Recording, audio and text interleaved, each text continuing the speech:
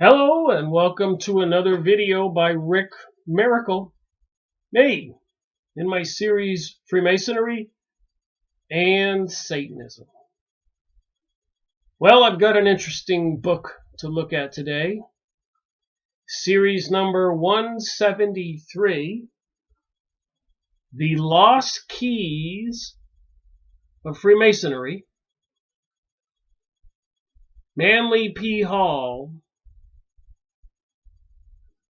A lot of people don't believe that the Freemasons are a religion, a cult. Heck, a lot of people don't believe that being Jewish is a religion, a cult. A lot of Jewish people will tell you they are not one race of people. So what do they have in common? And what do they have in common with the Freemasons? Apparently everything, because the symbolism in Freemasonry is King Solomon's temple in Jerusalem, and so much more. Many references.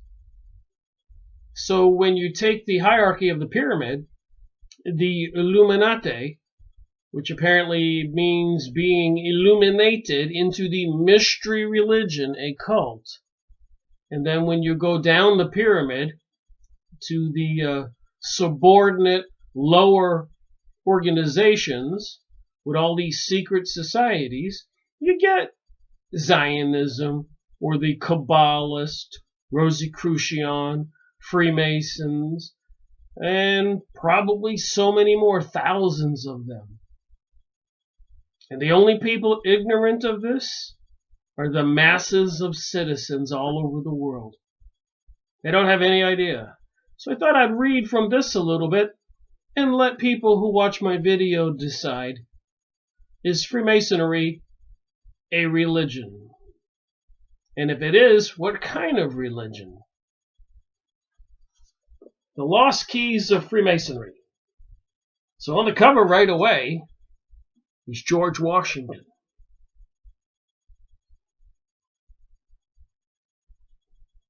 With his apron on a checkered floor, with the sun and the moon in the background, the sun god, the moon goddess, the columns, the archway, Washington Freemason, and so much more symbolism. So a lot of people talk about separation of church and state. We don't want the Christians involved in government or the government involved in religion. Well, I'm here to say it now. I've been doing research for 13 years, going on 14 years. 600 plus hours of videos on YouTube, 1,000 books in my office. I've read hundreds, magazines, watched videos, paid attention to the press releases, and the government is controlled by the secret societies who are into this mystery cult, which is a religion, and it seems to be a Luciferic, Isis, Osiris, Ra, even Moloch, Bohemian Grove. Our politicians, many of our leaders have been photographed there, videoed there by Alex Jones, and they have a cremation of care ceremony where they throw a baby into the fire under a giant owl.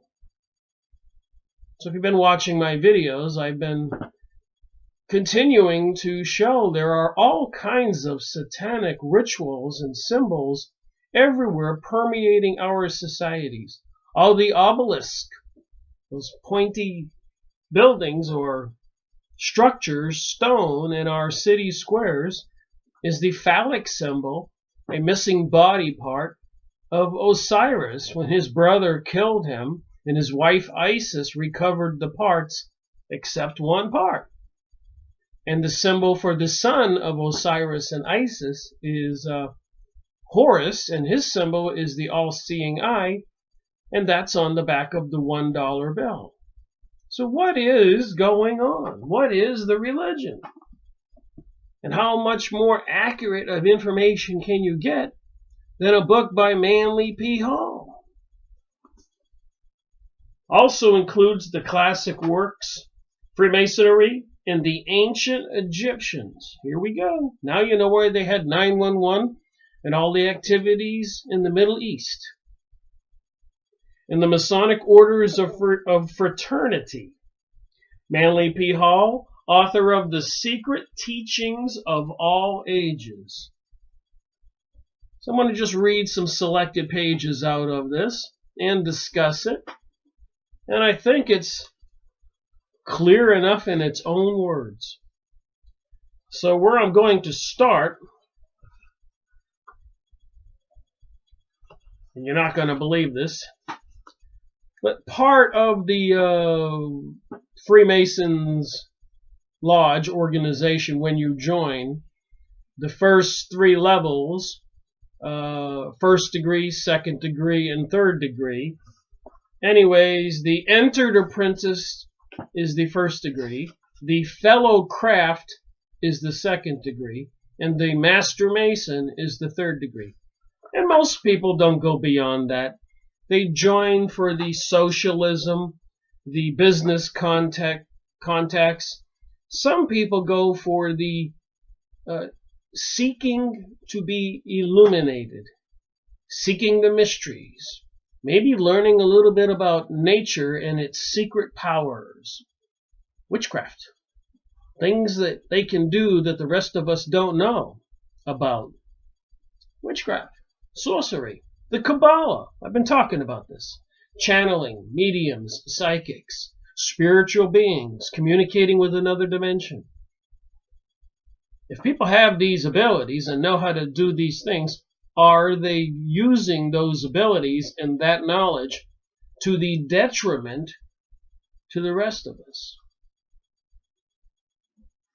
All right, as you can see what I do here,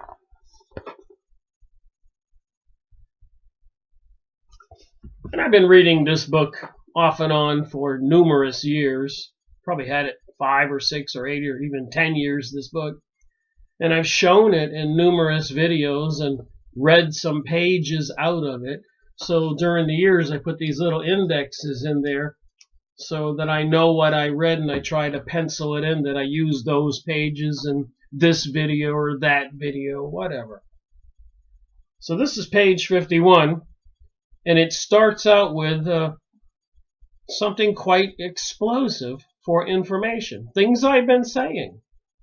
I continue to vindicate myself by exploring these books and showing the information. I really hate it when I say things and I expect people to believe me. I like to prove it. So anyways, the top of this page, and as I start reading, you'll know why I highlighted this and I read from it. The seething energies of Lucifer are in his hands, and before he may step onward and upward, he must prove his ability to properly apply energies. Think about that. So I'm like halfway through. I didn't want to go through the fellow craft, page 1, page 2. This is page 3, so I didn't read the first part for this video. I just wanted to start out with this sentence. The seething energies of Lucifer are in his hands, and before he may step onward and upward, he must prove his ability to properly apply energy. So what does that mean? When you talk about the occult, Kabbalah, and many Kabbalists throughout the ages have been accused of sorcery. Sorcery, of course, is witchcraft. So he made his ability to properly apply energy. So what are they teaching the people who get the second degree? The fellow craft. He must follow in the footsteps of his forefather, Tubal-Cain, who with the mighty strength of the war god hammered his sword into a plowshare. Incessant vigilance over thought, action, and desire is indispensable to those who wish to make progress in the unfolding of their own being, and the fellow craft's degree in the degree of transmutation. Transmutation. So I'm thinking about the gay agenda and transgenderism. The hand that slays must lift the fallen, while the lips given to cursing must be taught to pray. The heart that hates must learn the mystery of compassion as the result of a deeper and more perfect understanding of man's relation to his brother. And it has been exposed over and over and over again that the low-level Freemasons are taught that everything is wonderful. You're going to become a Mason and learn about duty and honor and service to others. But later on in the 32nd degree, they learn the truth about what's going on. So all the recruits, the new initiates, are taught to be loyal soldiers and obey the master under threat of death. So when you're reading this as a new initiate, you want to believe it. But as I read on, maybe you'll think that I'm right, that there seems to be a grand deception here. And the book I just went over, 172, Traders and Carpetbaggers of the Promised Land, it showed that Freemasons were involved with the activities going on in Israel. And Masonry Illustrated, Series 171, further elucidated, exposed that things aren't what we thought. All the involvement of the Freemasons, even in the Civil War, George Washington, the creation of the United States, Freemason. The heart that hates must learn the mystery of compassion as a result of a deeper and more perfect understanding of man's relation to his brother. The firm, kind hand of spirit must curb the flaming powers of emotion with an iron grip. In the realization and application of these principles lies the keys to the fellow craft. In this degree, the 2 points of the compass, one higher than the other, symbolizes the heart and the mind. And with the expression of the higher emotions, the heart points of the compass is liberated from the square, which is an instrument used to measure the block of matter and therefore symbolizes form. A large percentage of people in the world at present time are passing through spirituality, the degree of the fellow craft, with its 5 senses. The sense perceptions come under the control of emotional energies. Therefore, the development of the senses is necessary to the construction, expression of the fellow craft power. Man must realize that all the powers which his many years of need have earned for him have come in order that through them he may liberate more fully the prisoner within his own being. Sometimes these sentences are a little complicated. Man must realize that all the powers which his many years of need have earned for him have come in order that through them he may liberate more fully the prisoner within his own being. Liberate the prisoner within my own being? Liberate the spirit? I'm adding that. As the fellow craft agree in the middle of the 3, the spiritual duty of each member is to reach the point of poise and balance, which is always secured between extremes.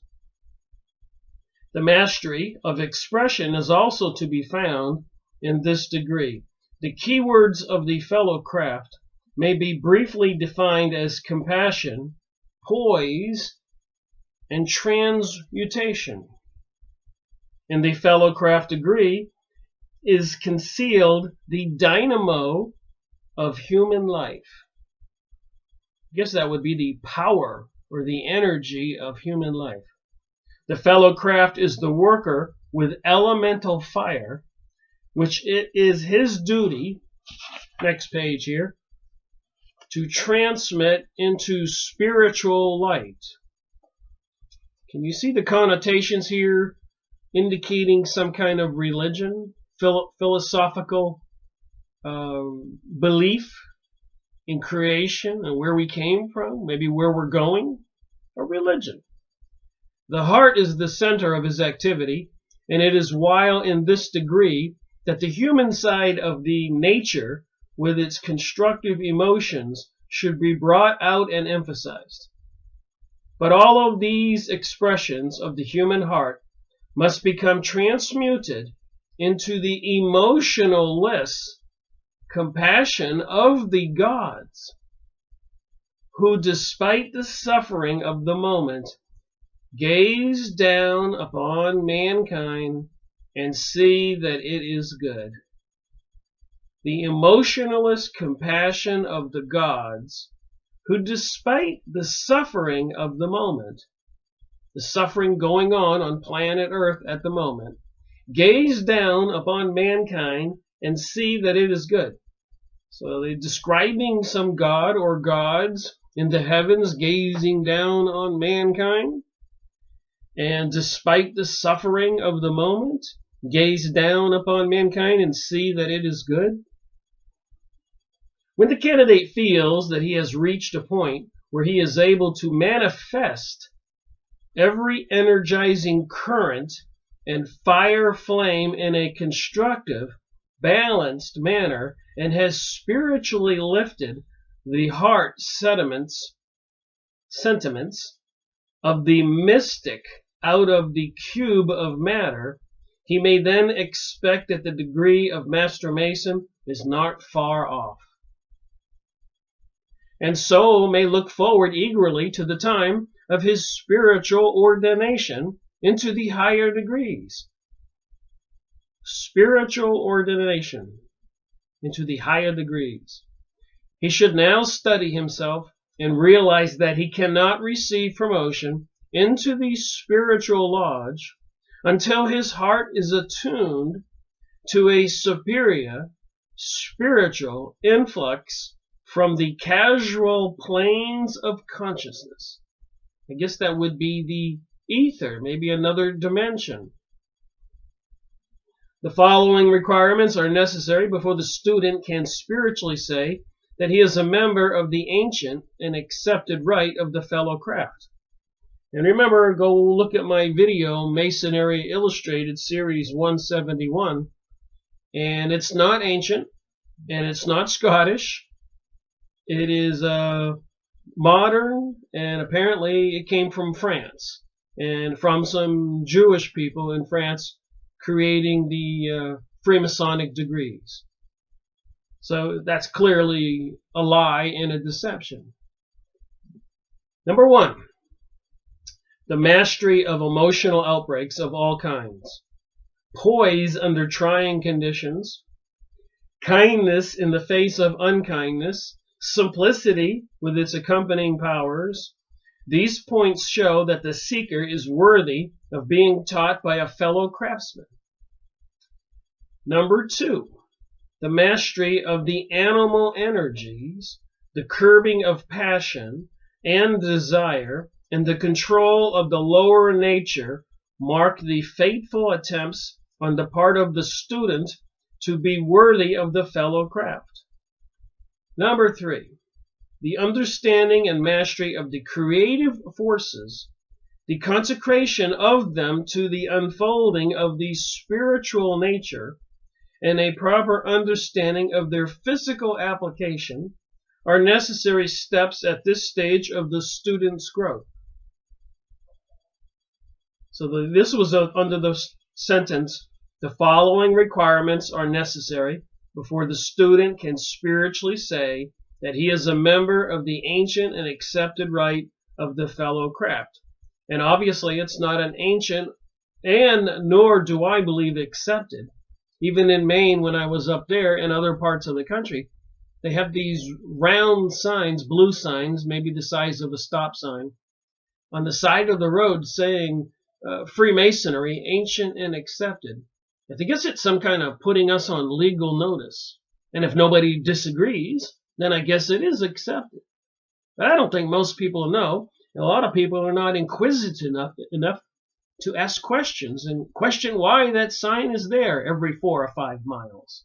Or when you enter cities, they have this big billboards with all these postings there as you enter the city. It's almost like an announcement or a warning. Got interrupted by my phone. Number 4, the transmutation of personal affection into impersonal compassion shows that the fellow craftsman truly understands his duties and is living in a manner worthy of his order. Personalities cannot bind the true second-degree member. For having raised one point of the compass, he now realizes that all personal manifestations are governed by impersonal principles. Number 5.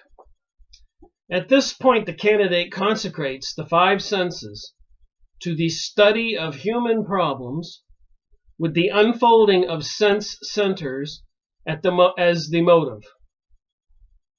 For he realizes that the 5 senses are keys, the proper application of which will give him material for spiritual transmutation. I keep seeing this word, transmutation. If he will apply them to the common divisor of an analogy. All right, finishing up this passage here on the fellow craft, the second degree. The entered apprentice may be termed a materialistic degree. That would be the first degree. The fellow craft is religious. It says the word religious here. And mystical. Mystical could be sorcery, Kabbalah, witchcraft. While the Master Mason is occult and philosophical. Occult, of course, is secret. The occult teachings, mysticism, Kabbalah. Again, I say it so people can get the idea. These Kabbalists, occultists have been accused of sorcery, witchcraft. And it started out in this section, this stuff I was just reading here. The seething energies of Lucifer are in his hands, and before he may step onward and upward, he must prove his ability to properly apply energy. If it weren't in these pages and I weren't reading it right now, I probably wouldn't believe it either. Each of these is a degree in the unfoldment of a connected life and intelligence, revealing in even fuller expression the gradual liberation of the master from the triangular cell of threefold negation which marks the early stage of individualization. Wow. Again, I wouldn't believe it if it weren't in these pages.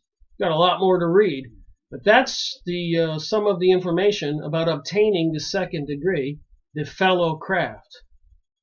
Amazing or what? Did you ever wonder what they teach in those Freemasonic lodges?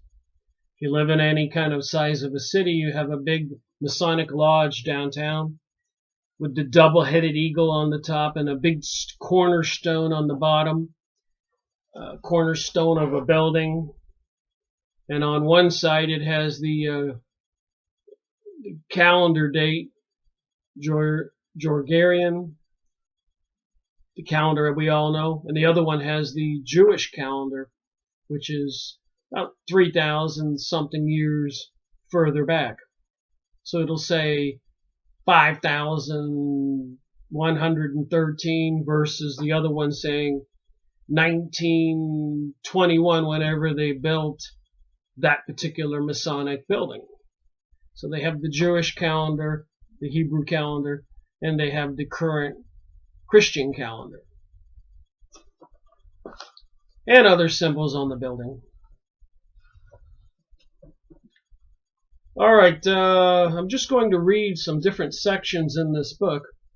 If you kind of grasp the first part I just read, part of the information they teach you about obtaining the fellowcraft degree, the second degree, and being able to control your behavior and seeking some kind of transmutation in your spiritual growth and serving mankind.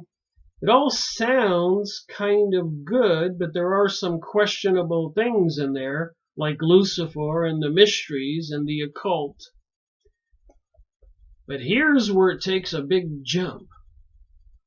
How you can reconcile what I just read, some of the information and things you have to do to get the second degree, with what I'm about to read now, how we can reconcile that, put the two and two together, is a little beyond me.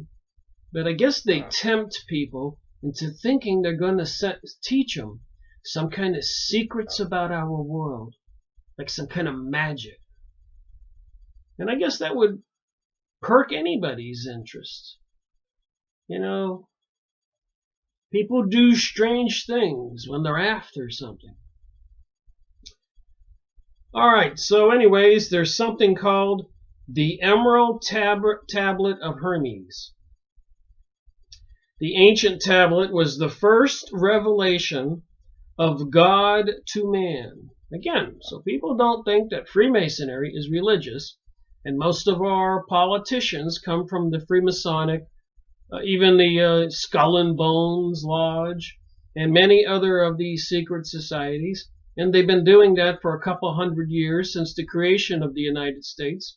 And before the creation of the United States, these secret societies, Knights Templar and other organizations, high-level Vatican, Zionist groups, rabbis, Kabbalists, magicians, have been kind of ruling behind the scenes or orchestrating events for kings and queens and emperors and Caesars for thousands of years. It just might behoove the rest of us to wake up. And at this point in reality, 2017, there seems to be plenty of evidence that whoever these elite people are, they are bent on this new age and new world order. And part of that mindset is, or their concern, is they would like to depopulate the planet. And they're planning on this World War III thing.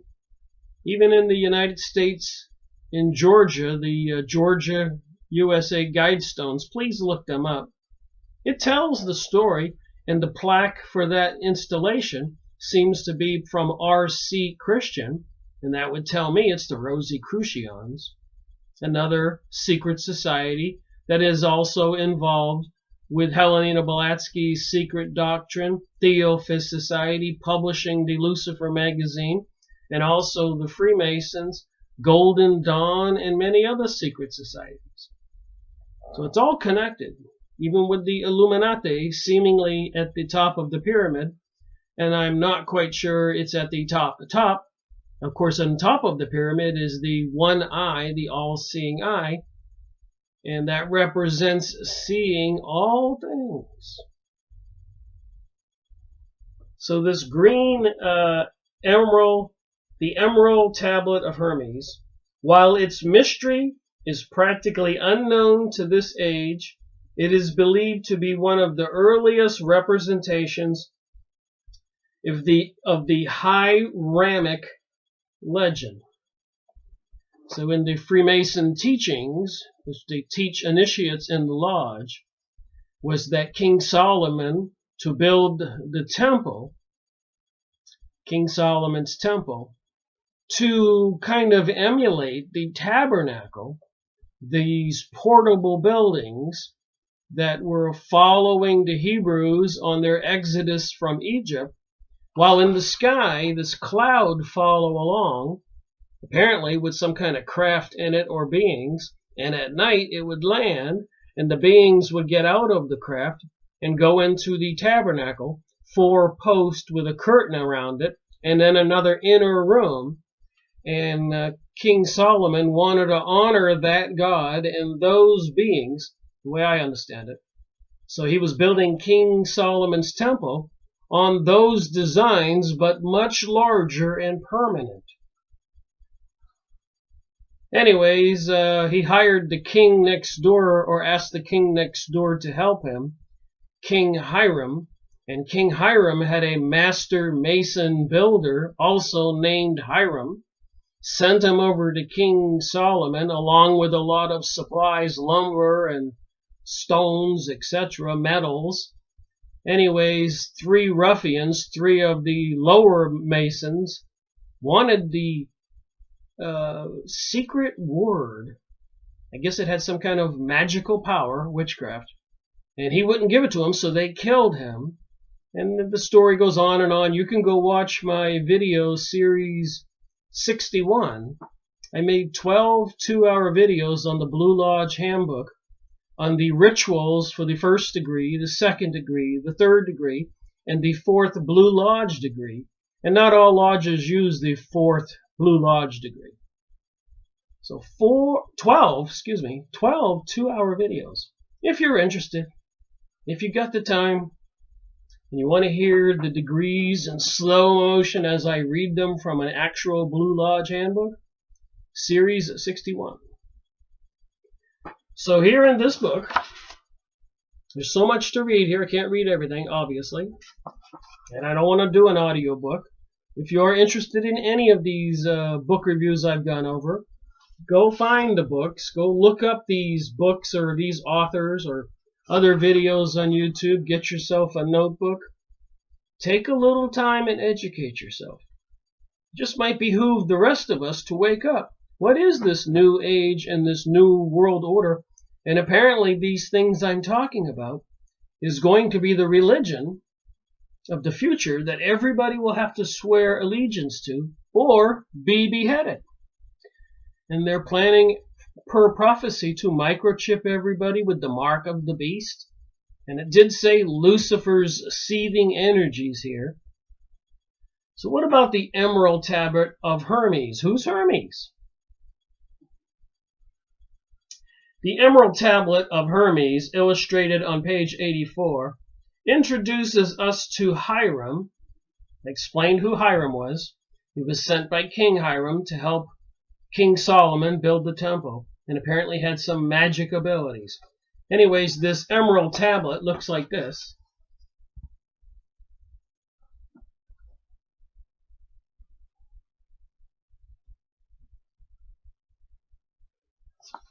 Sure, you can go on the Yahoo image site or the internet and get more information if you are so inclined. I think it's a good idea. All these things I talk about, please don't believe me, do some homework. To the Hiram, the hero of the Masonic legend. The name Hiram is taken from the Chaldean Charum. So if you want to think about Chaldean, just think about the Egyptians and the pyramids and the hieroglyphics. The Chaldeans would have been some next door neighbor people, just so you get it right in your head. The name is taken from the Chaldean Chirum. The first 2 words in large print mean the secret work. The second line in large letters, Charum Talit Machasot, means Chirum, the universal agent, 1 in essence, but 3 in aspect. Translated, the body of the tablet reads as follows. So I guess that's this tablet being interpreted.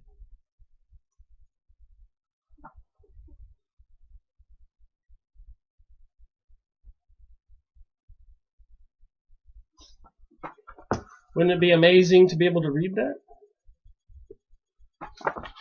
Well, here's what it might say according to this translation.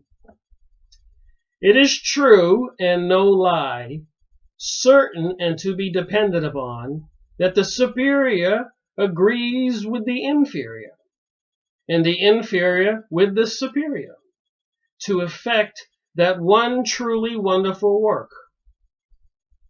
as all things owe their existence to the will of the only one. So all things owe their origin to one only thing, the most hidden, by the arrangement of the only God, the Father of that one only thing, is the Son. Whoa, so we have a sun god or a sun worship religion here. Its mother is the moon. So remember, on this front cover, above George Washington is the sun and the moon.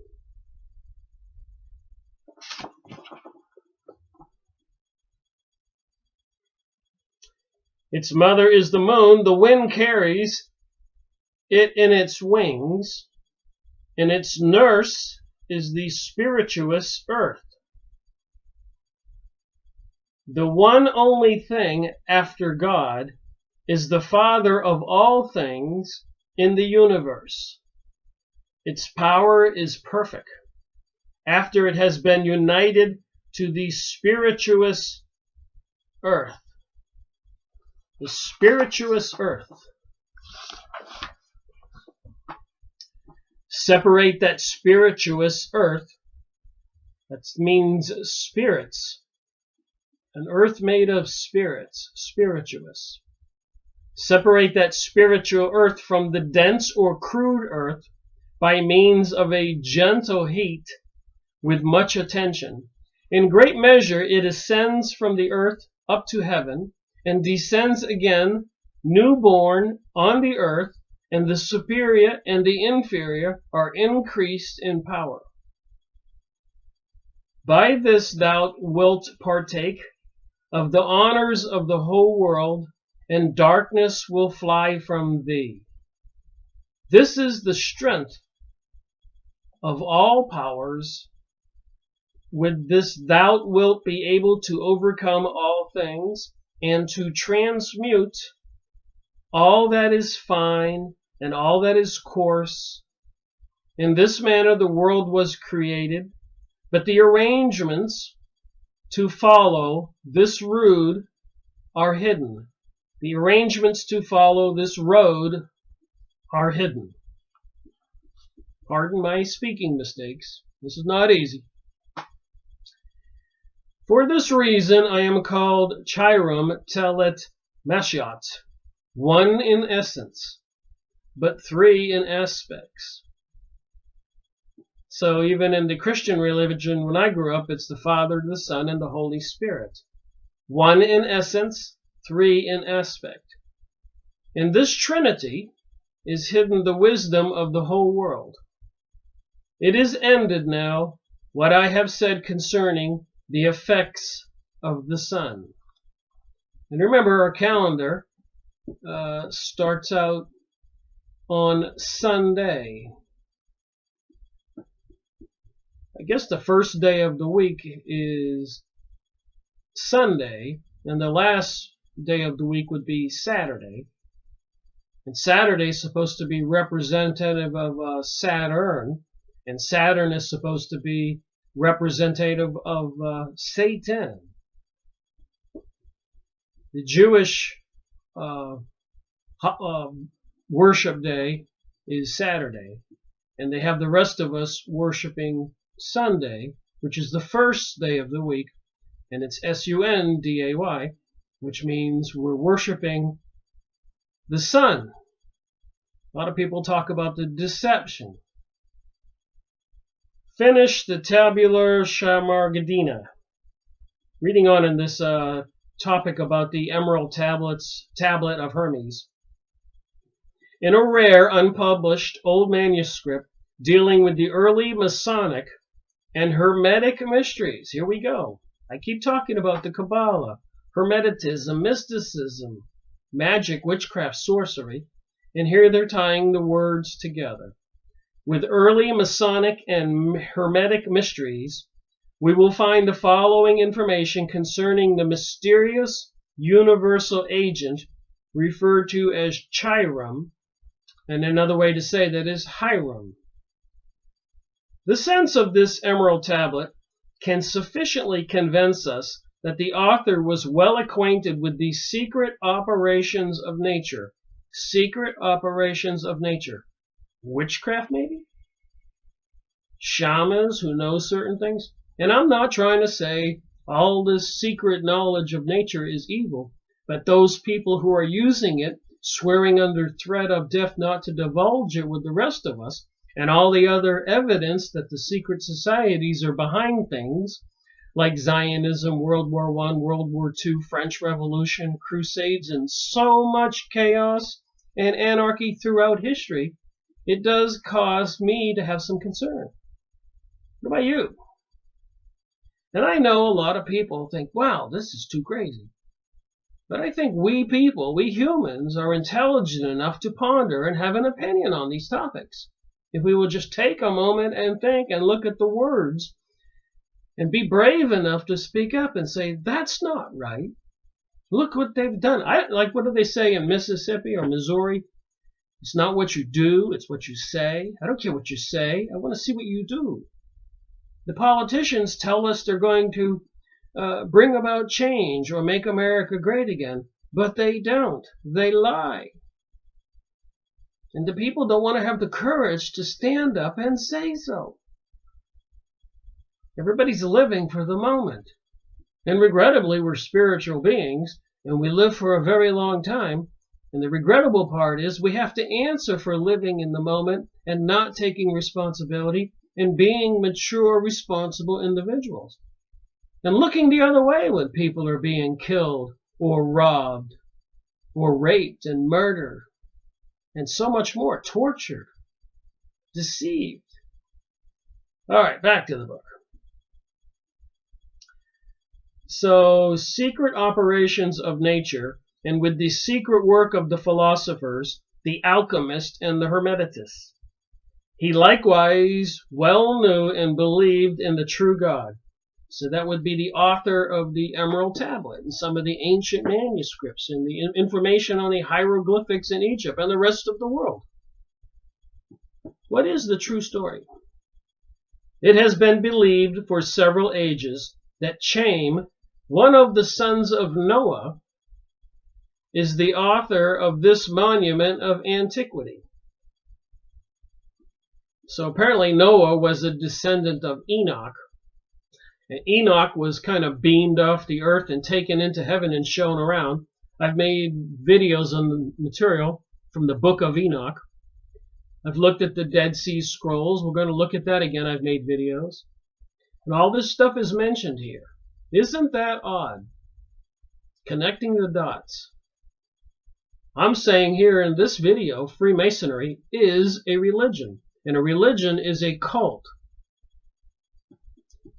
Christian religion with the Bible is a Bible everybody can pick up and read. It's not a secret cult. Of course, the Vatican and in the basement and their vaults, they have all kinds of secrets they don't share with the rest of us. And the secret symbols in the Vatican Square, paintings on the walls, they even have an obelisk.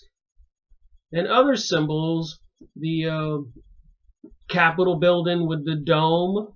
There's all these countries all over the world have these domed buildings. What does it mean? The phallic obelisk out front, and so much more. Even Washington, D.C., the street floor plan, you can look it up, looks like a giant owl, the god Moloch. So it has been believed for several ages that Chaim, one of the sons of Noah, is the author of this monument of antiquity. So that would be the Emerald Tablet. The very ancient author, whose name is not known, who lived several centuries before Christ, mentions this tablet and says that he had seen it in Egypt at the court, and that it was a precious stone, an emerald, wherein those characters were represented in bas relief, not engraved. So the tablet was had an engraving on it, but it wasn't indented, it was raised. He states that it was in his time esteemed over 2,000 years old. So that emerald tablet I showed you goes back 2,000 years past the Egyptian era. And that the matter of this emerald had once been in fluidic state like melted glass. So I suppose that's why the etchings on it were raised. It was some kind of poured glass into these molds.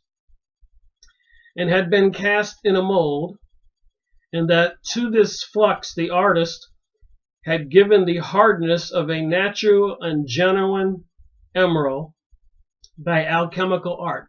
So they have a special way of turning this glass into very serious hard glass, like the people who do ceramics now, by putting them into hot ovens.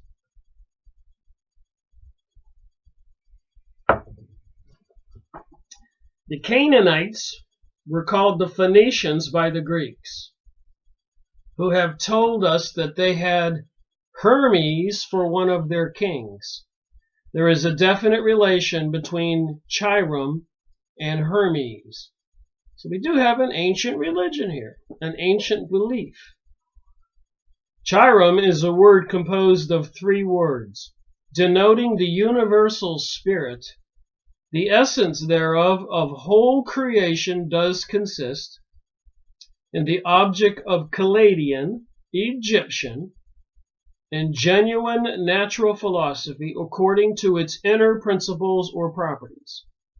The 3 Hebrew words, Chiram, Rach, and Magem, mean respectively fire, air, and water, while their initial consonants, Cha, R, M, give us Chiram, that invisible essence which is the father of earth, fire, and air, and water, because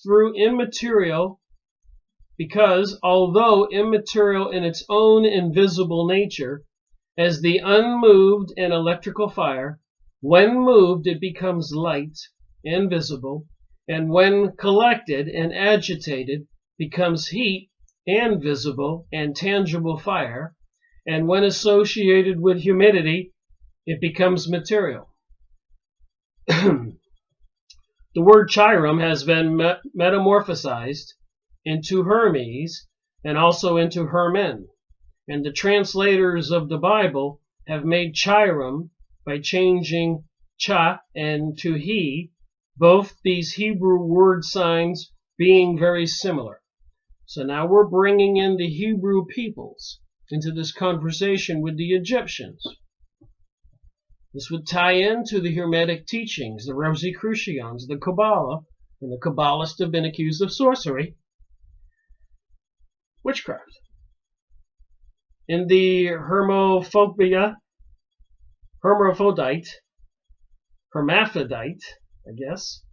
in the word hermaphrodite, a word invented by the old philosophers, we find Hermes changed to Herm, signifying Chiram, or the universal agent, and Aphrodite, the passive principle of humidity, which is called Venus, and is said to have been produced and generated by sea.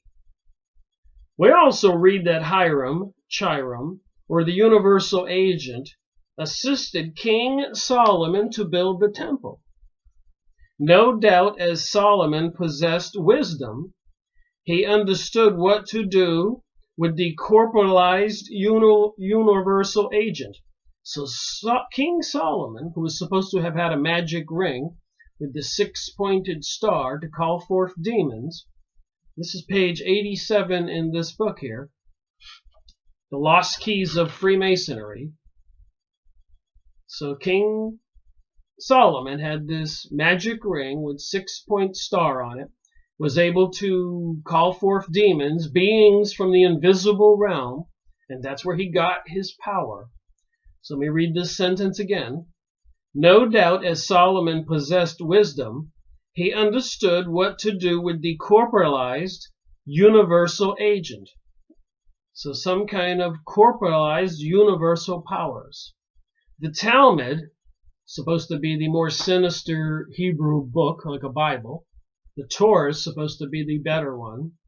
The Talmud of the Jews says that King Solomon built the temple by the assistance of Shamir. So Shamir. Now this word signifies the sun, which is perpetually collecting the omnipresence surrounding electrical fire, or spiritus mundi, so some kind of spiritual demon or god, and sending it to us in the planets in a visible manner called light. So somehow this spiritual mundi is coming from the sun through the light. Interesting what you can learn bit by bit.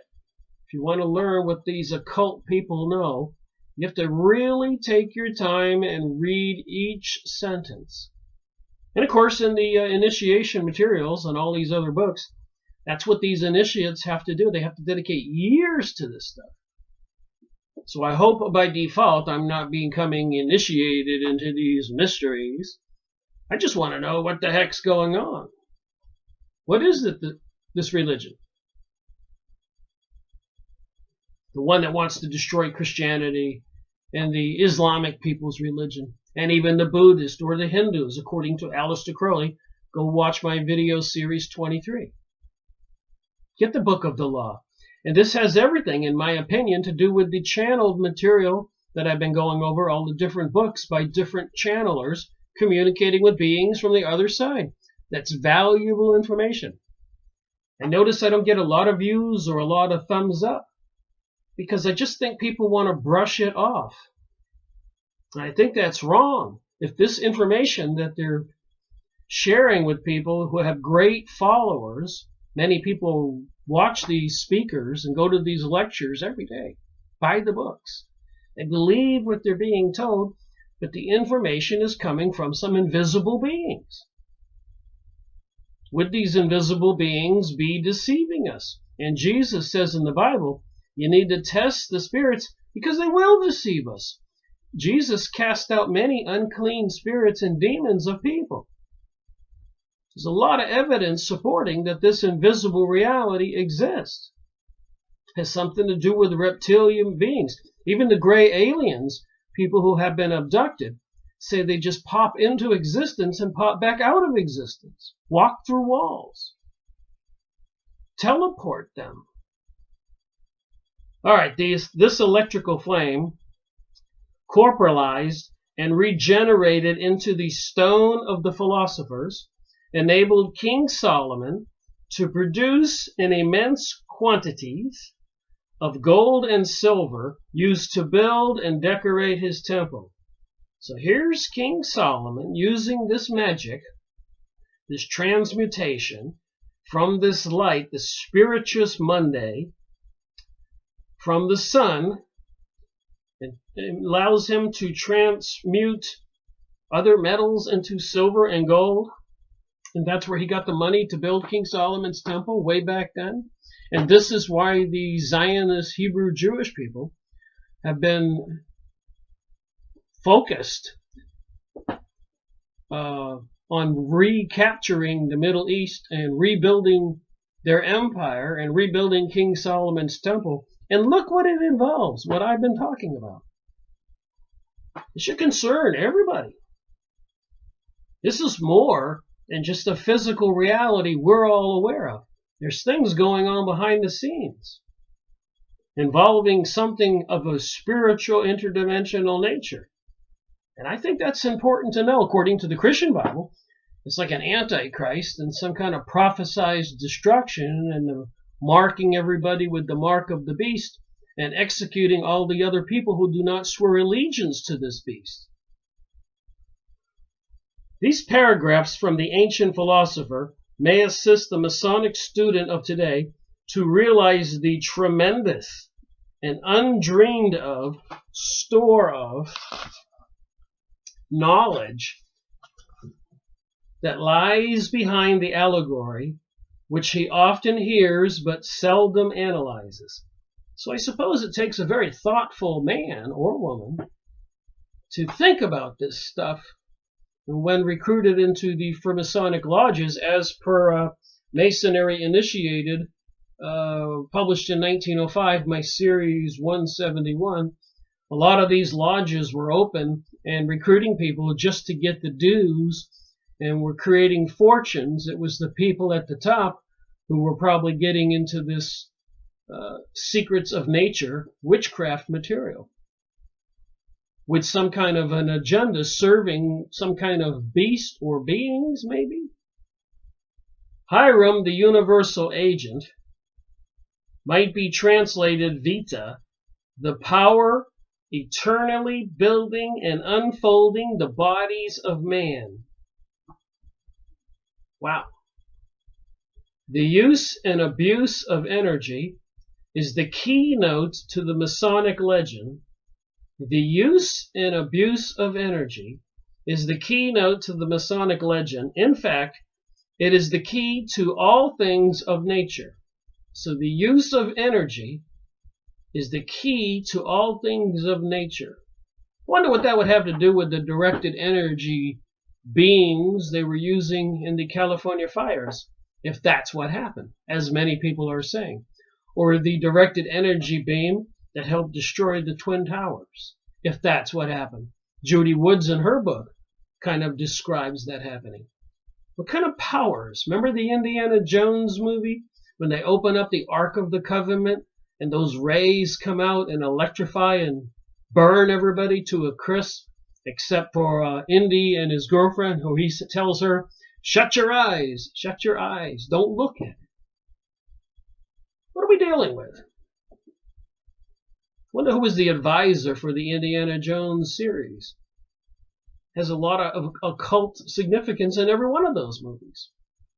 Hiram as the triple energy, one in source but three in aspect, can almost be called ether. Here we go with the ether.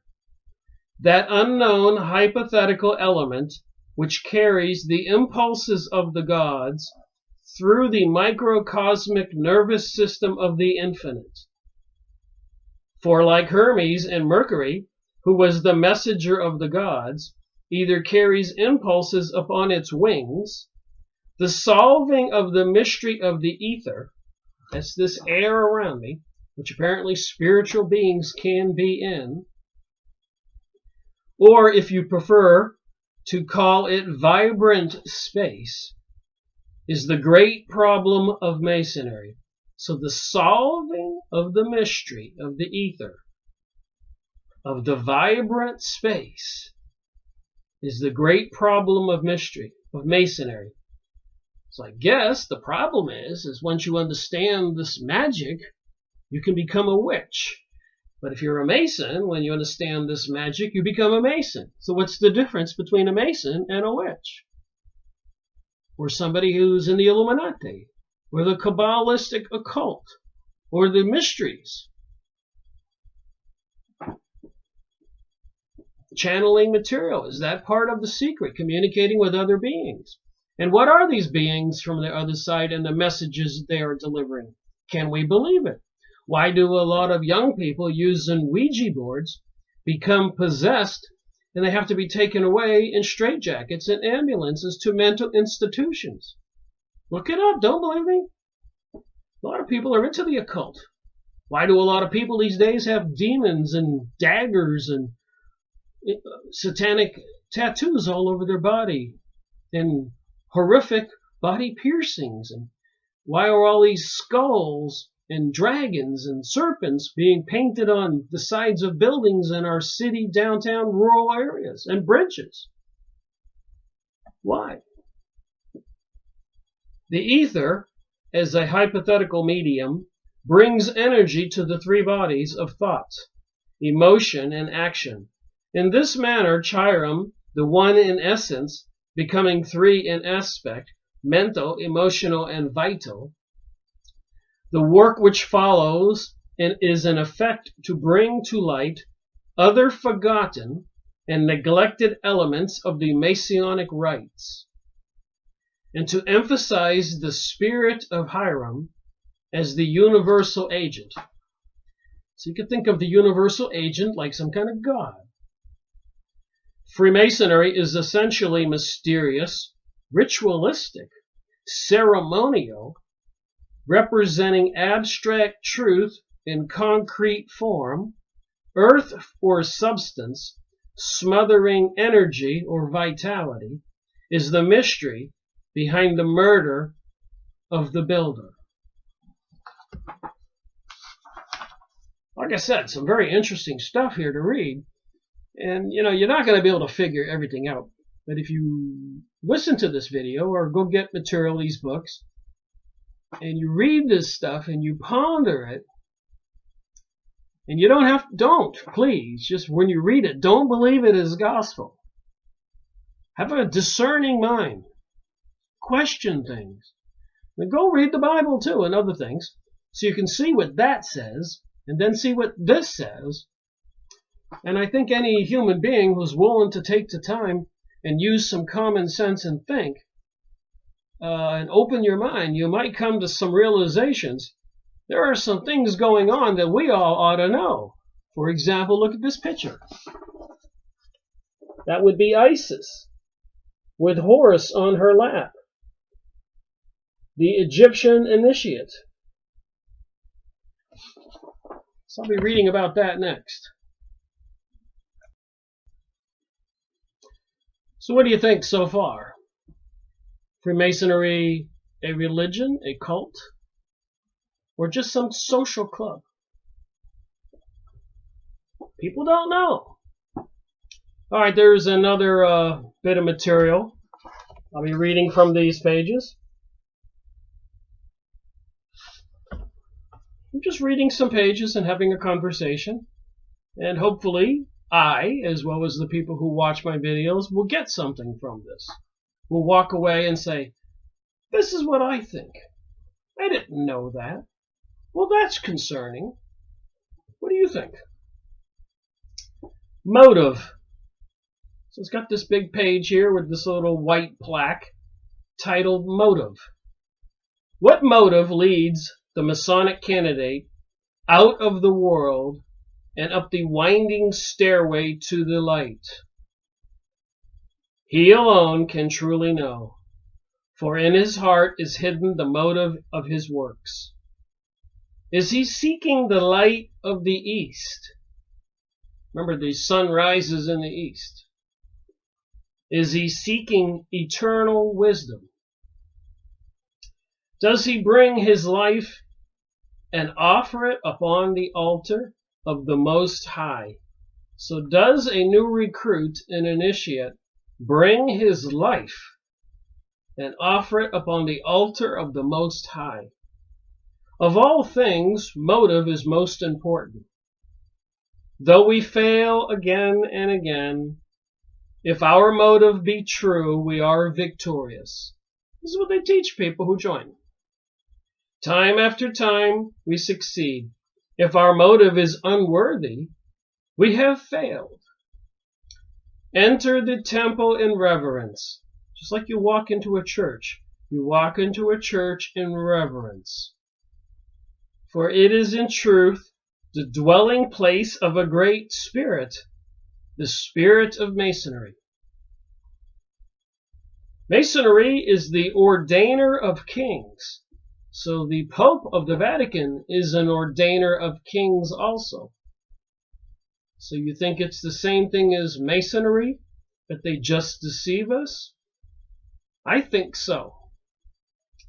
Its hand has shaped the destinies of worlds, and the perfect fruitage of its molding is an honest man.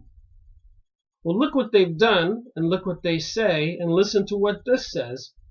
It doesn't match. I think they deceive the lower level initiates. The organization as a whole is controlled by some higher elites, which I believe is a nefarious purpose if you believe Lucifer and Satan are nefarious and sinister and evil. Remember, the devil is a deceiver. He's supposed to deceive. He's supposed to make everybody think he's the most wonderful guy, like the Lucifer TV program series every Monday night. What nobler thing can be accomplished than the illumination of ignorance? I'm thinking about the Illuminati, the illumination of ignorance. What greater task is there than the joyous labor of service? And what nobleman can there be than the Mason who serves his lights and is himself a light unto his fellow men? And I've got a lot of books in my library about people who were high-level Masons who have left Masonry and because they found out it was evil. The same thing with people who have been in witchcraft covens or the Illuminati. They left. There's all kinds of people on YouTube and websites and books and evidence of people trying to get the truth out. You just got to be able to go look at it and believe it. But some of it's just so unbelievable, most people don't want to deal with it. And I can understand that. It took me a while. When I started my research, I didn't know where I was going. I certainly didn't know I would be reading stuff like this and having the thoughts that I have and the understandings that I have. But I suppose you must be able to learn something after 13 years of focused research trying to find out what the heck is going on. I was one of those blind faith people. Grew up Catholic, went to church. I knew that at the higher levels there were a lot of evil people taking advantage of the rest of us. But most Christians, whether they're Baptist or Protestant or Catholic, and other religions, the Muslims, a lot of people are just family-oriented people who want to live a good life. And of course, at the top, there's some evil goings on. I think a lot of us are becoming more and more aware of that. So with all that said, let me move on to page 91. The Egyptian initiate, I just showed you the picture of Isis with Horus on her lap, the circle and horns on her head, and other symbols. And I have gone over in my channeled material, the Ra material, series 122, the channeled material. You can go on the internet, and for free, there's a whole web page dedicated to the Ra material. And here it says in this book, "Hail to thee, Ra, Lord of Law, whose shrine is hidden. Harm him to Amun-Ra. Death is swallowed up in light. Book of the Master."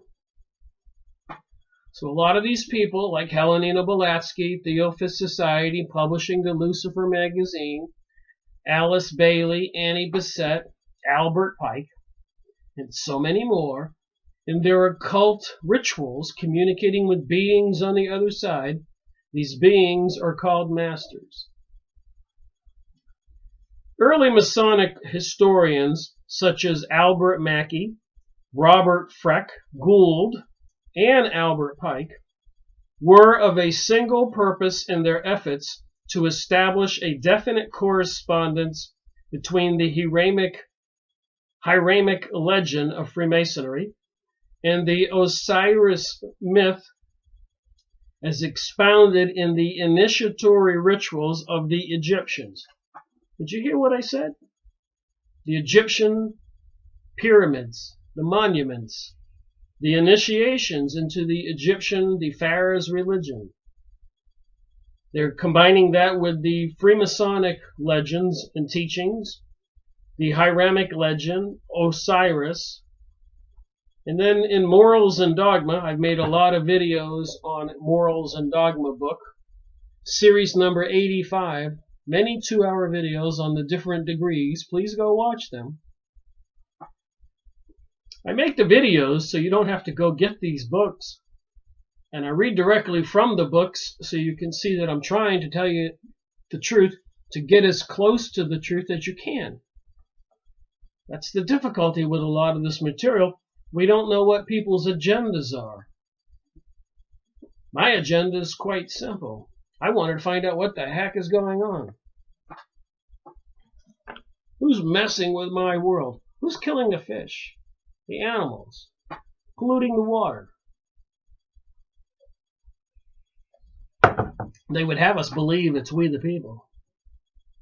They even passed some legislation recently acknowledging that humans are responsible for global warming. What's going on?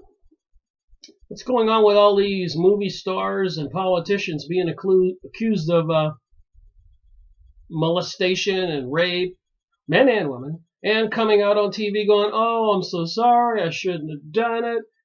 You know, and during the presidential election, and John Podesta and Hillary Clinton, there was all those accusations of the Pizzagate and pedophilia and human trafficking, children and other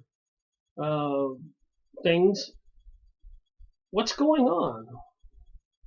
It's obviously some kind of propaganda meant to send a message to we the people. So if you think you have an idea why they're doing it, there's a comments section below. I'd like to see what other people think. I think it's a tit for tat. Because of those people and all those people arrested or involved in Pizzagate and John Podesta and so many others, that they're trying to say that everybody's involved in these kinds of things. And it's funny when I'm reading the press release by another movie star or politician being accused, and they're coming out going, oh, I'm sorry, I shouldn't have done it. I was an animal, a beast.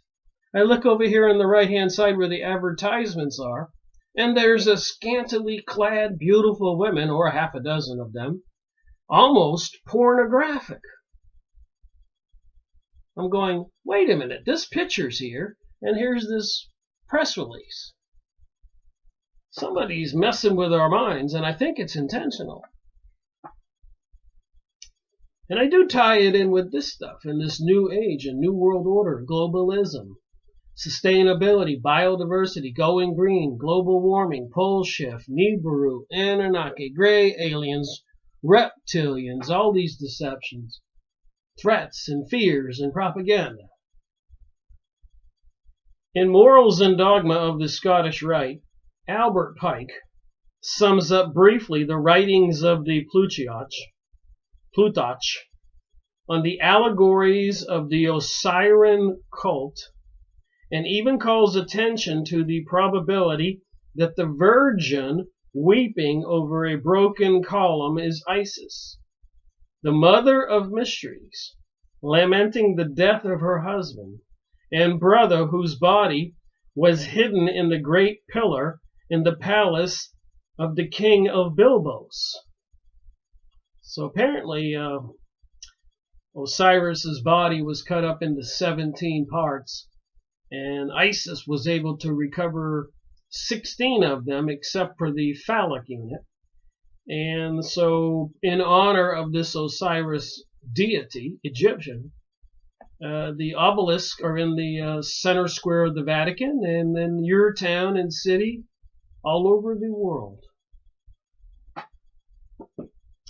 Vindicated from any taint of heresy by such illustrious precedent, the modern student of Masonic philosophy and symbolism may therefore direct his attention to the antiquity of the craft, confident that a scholarly examination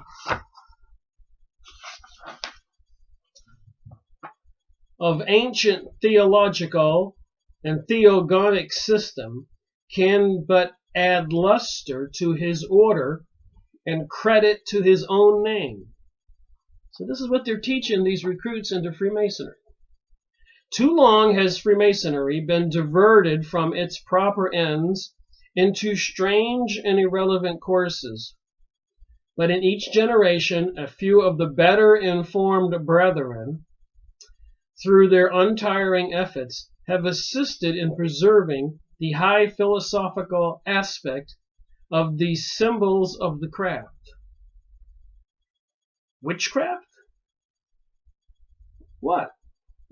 Why do they swear under threat of death not to divulge the secrets with the rest of us? If it was a good religion or a good God or whatever, shouldn't we all know and be included? It is most unfortunate, yes tragic, that the great Egyptian initiatory ritual of the coming forth by day, that's a ritual, should, though through some accident, have been misnamed the Book of the Dead. I believe I made a video on that, series 114, the Book of Enoch, series 1112. Go look at my videos, 113. The latter term is a fascinating one. The popular mind picked it up and has rendered the correction of a misstatement almost impossible. Recognizing Egypt to have been the cradle of superior culture and most exalted philosophy, and admittingly the almost undeniable evidence that the Egyptian mysteries were the progenitors of modern Freemasonry. The Egyptian mysteries. And I believe that's where the Kabbalah came from, the magic of the Egyptians. Even back then, during Jesus' life, people who went to Egypt, according to what I have researched, when they left Egypt, there were guards at the border so that people could not sneak out the magical witchcraft incantations or artifacts knowledge. Isn't that interesting? It is most sad that a critical dissertation of the Egyptian theological system is impeded and rendered almost impossible by the comparatively late and incomplete forms of the ancient writings now available on the subject. And I am aware since 911 and before, and a lot of it going on right now, that they are digging around in the Middle East like a bunch of dogs looking for a bone. They're looking for some secrets. And I think it's prophesied even in prophecy about the end times that there will be some secrets discovered. Remember now, we're all spiritual beings in these biological bodies. So the worst they can do is steal your soul or have you go astray. Killing your physical body can't really hurt you unless your mind is not right. And Jesus said, "He who believes in me shall be saved." So I'm just saying, don't let yourself be led astray. I'm not trying to be a preacher here. I've been studying this stuff, and I'm quite confident that Jesus did exist, as well as many other prophets, entities who were communicating with the other side. Even Jesus said to the Jews, "Ye are the killers of your prophets." And I'm not quite sure the Jews are the Jews of the ancient Jews. In Revelation 9 it says, "I know who you are, Jews who call yourselves Jews, but you're not." So who really controls Israel today?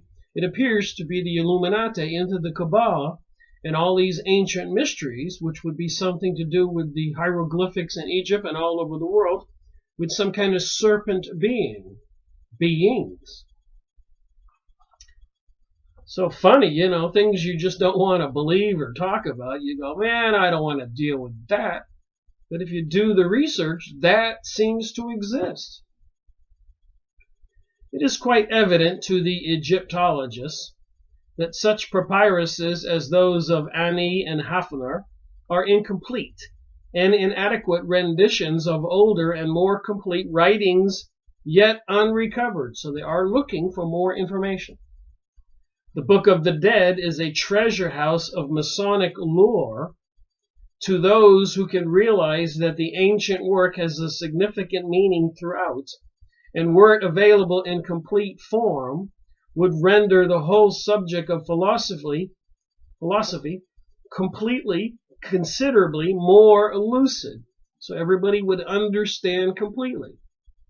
The systematic effort is now being made to render somewhat more intelligent the ancient funeral text by translating the hieroglyphics upon and within the important mummy cases now reposing in several great museums in Europe and Egypt. So they're going over these ancient hieroglyphics with a fine-tooth comb, trying to find out what these things say. Who is this being Ra, Isis, Osiris, Horus, the all-seeing eye on the US $1 bill?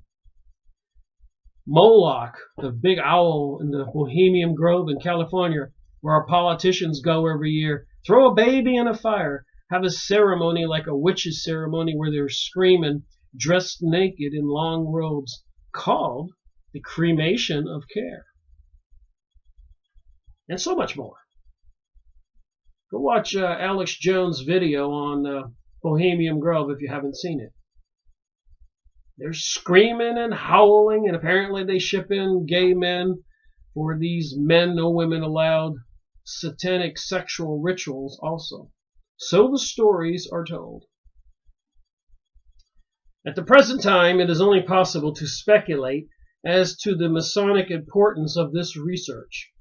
But it is safe to prophesy that if the truth were discovered, popular Masonry must give way to a more profound and correspondingly more valuable interpretation of its mission. Every serious member of the order should sense the importance of the coffin text, the Book of the Dead. I've made videos on that. I'll be looking at that again.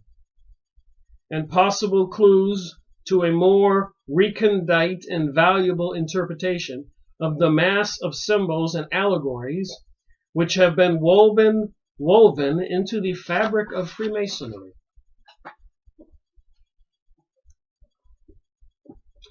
So what do you think? We're dealing with a religion here, a cult, a belief, and it's secret. Masons, Freemasons, and other secret societies call us outsiders profane. Keep that in mind. Even if you're the wife or the son of one of these Freemasons, if you're not in the Freemasons, they're not allowed to tell you anything. And they think that you're not immortal, you're not one of them, you're profane. Even family members. Coming events cast their shadows before them. I liked that sentence when I read it. Coming events cast their shadows before them. So you look at what's going on in the world today, and you can see the shadow of the coming events. And two most significant occurrences are indicative of the nature of what may be expected. A remarkable scroll has recently emerged from the confusion which seems to render the whole subject of Egyptian mythology more confounding. Some ancient scribes suffering from punari, the disease of the learned, apparently entrusted much wisdom to an inferior grade of papyrus, with the result that we have a priceless but dilapidated monument to his erudition. Egyptologists are rather prone to view this archaic treasure as a Kabbalistic treatise. So it's about the Kabbalah, as I've been saying, which the Kabbalists have been accused of sorcery throughout the ages. They were the magicians to kings and queens, and also healer doctors. That's what these magicians did. Kabbalistic treatise designed to render more or less systematic the confused fables intimidated in the Book of the Dead. The intellectia, the intelligent, smart people of the world, have pronounced the manuscript a meaningless rigmarole of metaphysical jargon. Of course, the modernists who deify the instant will scoff at the possibility that the Egyptian scribe, long dead, had contributed anything to practical value to this illumined age, but in the last analysis, who is wise while Pilate's question remains unanswered? Maybe this old scroll will prove to be the lost key to the most confusing situation. If it reveals the gods to be the personifications of great scientific principles, and that theology is an exact science and not a hopeless confusion of doubts, the present century may be redeemed from the unhappy end to which its present attitudes must inevitably bring it. The Egyptians were far in advance for their time. Long before the Christian era, the Egyptian priest had traced the circulation of the blood, composed books on the anatomy and physics, had developed glass blowing, licensed dentist, and occultist, and if the Elber's papyrus be authoritative, brewed excellent beer. Wow, in the ancient times they brewed excellent beer before the Christian era. I don't think anybody denies that there were advancements before Jesus came to earth 2,000 plus years ago. And it was almost 4,000 years ago that Moses led the Hebrews out of Egypt. A lot of history to be understood. It was in the dark land of Krem that many sciences had their beginnings, as did also several noble schools of philosophy and ethics. During the glory of the empire, the priest served the heavenly fire, not only using it in the mysteries of alchemy, but in the abstract symbol of the supreme good.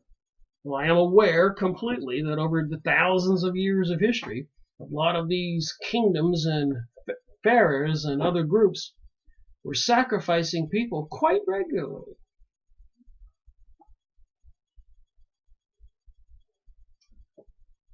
How advanced are we today? Are we really advanced at all? Is this sacrificing of humans still going on? It seems like it is. What's planned? What huge sacrifice in the transition of the age, leaving the age of Pisces and entering the age of Aquarius. And remember, we are spiritual beings. The worst they can do is kill your physical body. It's your soul and spirit you need to think about. So you know what bad thoughts are. I know what bad thoughts are. We know when things are wrong. We know that we should be responsible, moral individuals. And that probably accumulates in our karma. And when we do leave these physical bodies, supposedly we have to answer for who and what we are. You can't hide your actions. Apparently all is recorded. None of that scares me. What scares me most is ignorance. And if the people would wake up all over the planet, these evil forces would not be allowed to continue what they're doing, dumping chemicals in our sky, turning on the 5G network microwave transmission systems, and so much more. But all this propaganda, global warming, blaming it on we the people, sustainability, biodiversity, transgenderism. It's just a little bizarre, all this stuff in the press, the news, the nightly news. A lot of people go, man, getting a headache. I don't want to talk about this. I just want to live. Then they talk about crashing the stock market, or World War III, or nuclear weapons, nuclear war, terrorism. But then in Canada, they want to bring all those terrorists from the Middle East, all those Arabs who went there to fight. They want to bring them back home and send them through some kind of retraining. What is going on? What are they going to do with those people? It just doesn't make sense, a lot of it. The philosopher writing nearly 400 years ago made a suggestion which modern archaeologists might well reflect upon. He said, we should remember that the dark and apparently worthless earth, which is beneath our feet, also yields the precious jewels and metals from which we fashion our most glorious adornments.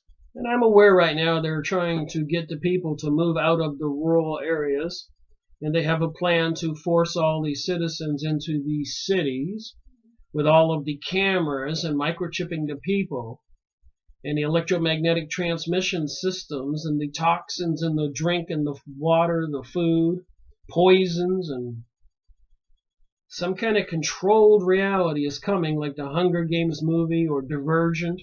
They're kind of showing us what they're planning on doing. Remember who controls Hollywood, who controls the media.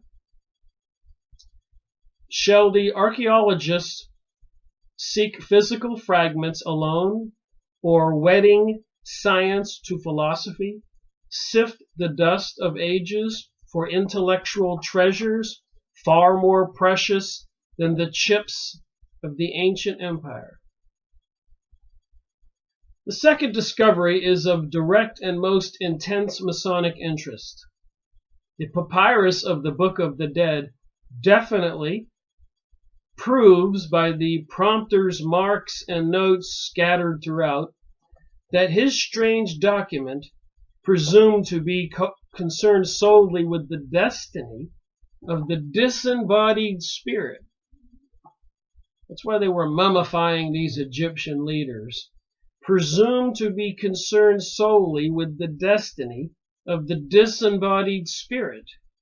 When you talk to some people, they'll go, well, I think when you die, you're gone. There's no spirit. A lot of people have been brainwashed, in my opinion. Was actually a dramatic ceremonial staged by living actors, presumably in the recesses of the temples. So what did they do in these dungeons and temples throughout the ages? Some of the descriptions are quite horrific. Look where they have CERN right now, in Geneva, on the Swiss-French border. Geneva is also the main home base for the Illuminati for ages, and the origin of the Frankenstein myth. You think those are coincidences? Opening portals to another dimension? Spending our taxpayer dollars on science that can open up black holes. Oh my. Can they change reality? The Mandela effect? Change time? Send people back in time? I've made videos on these topics. The Montauk Project? The end of Long Island? Opening up time portals with electromagnetic vortexes? Pushing children through? Young boys they were abducting all over Connecticut and New York and Massachusetts? Go watch my videos on those series. Series 74, 75, 76, 77, 78, 82, all those. I was running a whole series for a while. About 10 different books. Transylvania Sunrise, Black Sun, Philadelphia Experiment, Invisible Horizon. So I've been studying this stuff for a while, putting two and two together. The actual context of the manuscript renders it evident that the play could have none other than a sacred purpose, and is the mutilated fragment bearing witness to those arcane rites, those are rituals, rites, attendant upon the installation of the initiate into the Osirian cult. So it clearly says here, you get initiated into the Osiris cult. That would be the sun worship, the sun god. While this has been long suspected by the more profound Masonic scholars, the proof has previously been lacking and will be welcomed as one of the links to the seemingly endless chain. But the question may well be asked, what does all this mean to the average Freemason whose acquaintance with Egyptology is hopelessly superficial? And what may he glean from the ancient symbols which will enable him to sense more profoundly and aptly more diligently the varieties of his order? If the identity of the Osiris Hieramic myths be accepted, then the Book of the Dead is the open sesame of the symbolic Masonry. So if you know the movie about Aladdin's lamp or whatever, the genie, open sesame, abracadabra, you get the point. Apparently the Book of the Dead is the open sesame of the symbolic Masonry, revealing a hidden beauty beneath the rituals, an unsuspected splendor in the symbols, and a divine purpose actuating the whole of Masonic procedure. Now remember when I started this video, I'm going to go back and read that sentence.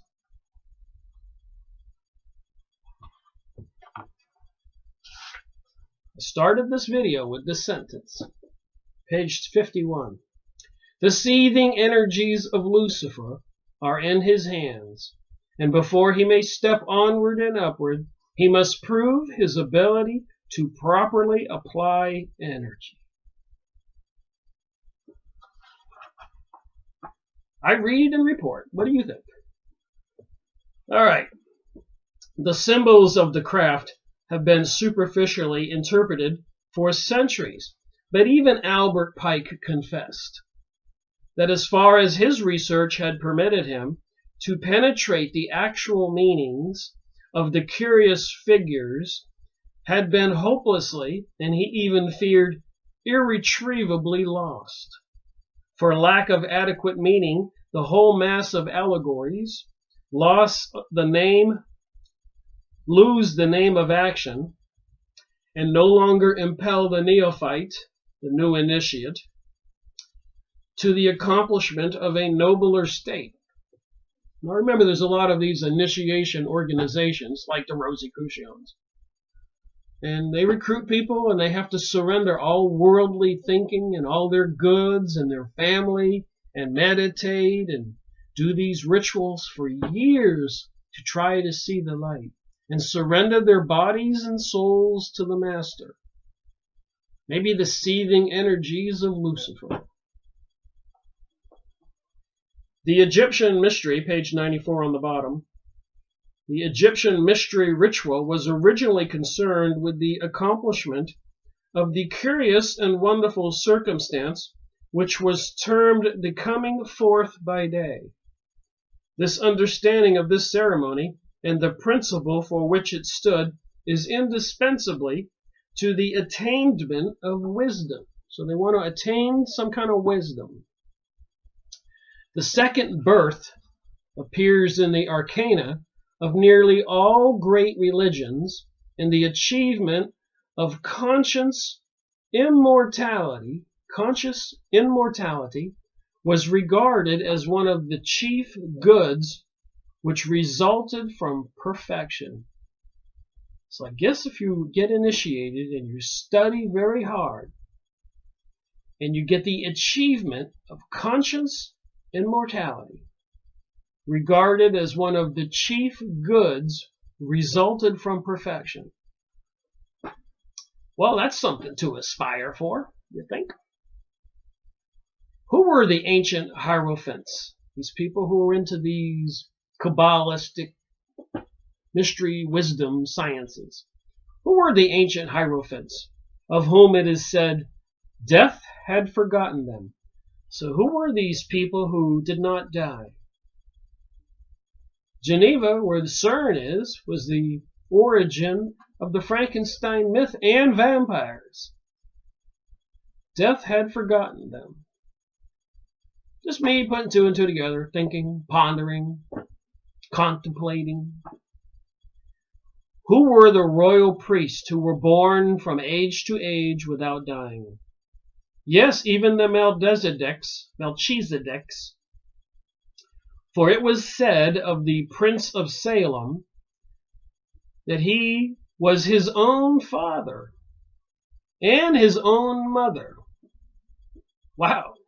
Can you be your own mother and father? Jesus is described as being of the same order, a priest after the order of Melchizedek. These were the immortals, to whom the term phoenix was applied, and their symbol was the mysterious two-headed bird, now called an eagle, a familiar and little understood Masonic emblem. Plato hints suggestively at the solution when he declares the body to be the scepter of the soul. So Plato, a famous philosopher, declares that the human body is a scepter, a container, of the soul. The spirit within the body awaits liberation, and this freedom of the rational part from the irrational form must be achieved in one of two ways. The ignorant are liberated through necessity, the wise through choice. So in the fables of Egypt, those who leave the body and the sleep of death come forth by night and wander in the darkness. But such as were accepted into the mysteries were instructed to these secret disciplines, by which the reasonable nature is emancipated from its bondage without the ministration of decay. The true philosopher, liberated from his own darker part, is translated like Enoch without tasting the bitterness of death. So apparently before the great flood, Enoch was beamed up to heaven and did not have to experience physical death. Of such an illumined and regenerated one it was declared, he had come forth by day. Thus the mysteries were regarded as the substitute for death. So the mysteries that these initiated people want to learn was regarded as a substitute for death, and also a second womb from which the initiate was born into the sphere of wisdom. So instead of being born from the womb of a woman, you can be born into the sphere of wisdom. In Egypt, the mysteries, or institutions of philosophical rebirth, were called Isis, and those born out of the temple were designated as the sons of Isis. Now through the death of Osiris, her husband, this goddess had donned the badges of mourning, and through the loss of the word, symbolized by the phallic of Osiris. So the loss of the word, the magic word, to communicate with God or powers, symbolized by the phallics of Isis, that would be the obelisk in your city square, in the Vatican front area, front of the Vatican, the big square, that's what it's called, the Vatican Square, had become the great widow. Hence those born out of her, the philosophical elect, were termed the widow's sons, a designation which has clung to Freemasons even to this age. So does anybody question, after me reading this, what Freemasonry, the religion, what it's all about, the ancient mysteries, worshiping the sun, the pagan cults, even mentioning Lucifer connected with Satan and demonic beings? Upon an ancient column was the inscription, thus translated by Dordios: I am Osiris the king. I am the elder son of Saturn. I was born brilliant. I was born of the brilliant and magnificent egg, and my substance is of the same nature as that which composes light. So he's a light being. This statement reveals the condition of such as had been raised by the strong grip of the lion's paw, the brilliant and mysterious egg, from which the immortal mortal issues, is the temple, the house of the mysteries, the sphere of the wise. It is what now be called a Masonic lodge. So a Masonic lodge is the house of the mysteries, the sphere of the wise. and he who issues from it feigns like wears a new body, a vestment composed of light, that light which is imparted to the soul by the glorious arcana of the ritual. So even in the movie and in the Bible where Moses goes up to the mountain, Mount Sinai, after guiding the Jews out of Egypt, he goes up there to talk to God and gets the 10 Commandments, communicating with this God being. Even Moses comes down transformed, his whole body glowing and his hair turned white, like he turned into some kind of divine being. And of course, while he was up on the mountain, the Hebrews, the Jews down below, had gathered together all the gold, built a golden calf, and were having a drunken orgy. I say it that way so you can visualize it, practicing this demonic religion. And Moses was so upset he smashed the tablets, punished the Jews, and had to go back up the mountain for 40 days and 40 nights to get 2 more tablets. It's some kind of rules for living. If you go into the Jewish religion and start looking into it, the Old Testament. It's only got a paragraph or 2 here. It is therefore said of the candidate that he descends into the darkness of the tomb, and after having wandered in the gray halls of Hades, is reborn and received as one rises from the grave. Can you imagine being taught this if you were an initiate, who was your father or your brother or even you, blindfolded and gone through the rituals? Like in the Blue Lodge Handbook, I made 12 2-hour videos, Series 61, Freemasonry and Satanism, Book Review 61, Part 1 through 12. 24 hours of material. Go watch my videos, a couple of them. You'll get the idea. It's got to mess with your mind. Anyways, this takes it even into a deeper context. Would you say this stuff is a religion, a belief, a philosophy? You're supposed to obey the master? The instruments and adornments which he is invested bear witness to his achievement, and he is regarded as more than an ordinary mortal. So if it was your father or your brother going there, and they get initiated into the 1st degree, the 2nd degree, become a master mason, they're more than an ordinary mortal. He is a race apart, and though not actually worthy of worship, he is still entitled to definite veneration. This high ethical order, this noble and sacred mystery, this is Freemasonry. Anything less is not Freemasonry, but clouds of great purpose for which the order was devised in the infancy of mankind. Oh my! Thus, from the crude fragments left to us of the ancient Egyptian manuscript and their commentaries, we receive a great inspiration and ennobling realization of our one purpose.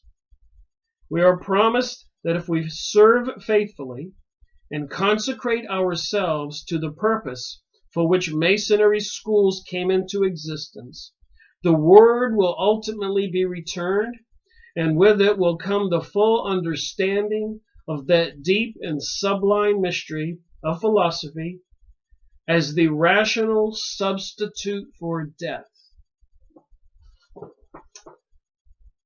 Well, thank you for watching my video, Rick Miracle Reporting.